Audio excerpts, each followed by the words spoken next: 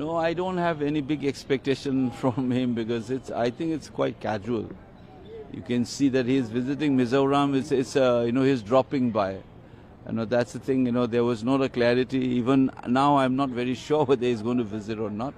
The people are saying there's some VVIP is coming and so on. It's not a very targeted, well-intentioned sort of a visit.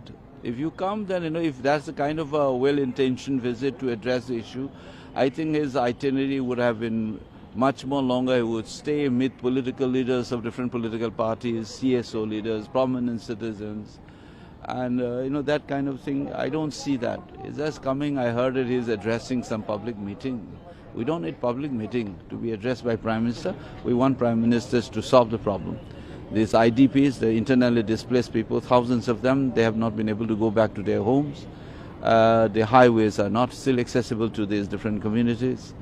And most of all, various accountability has not been fixed, but the political executive or the officials, of why so many lives have been allowed to be lost and properties and, homes were destroyed.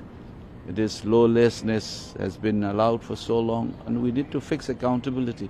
If there is a seriousness that these things should have been the steps, I don't see.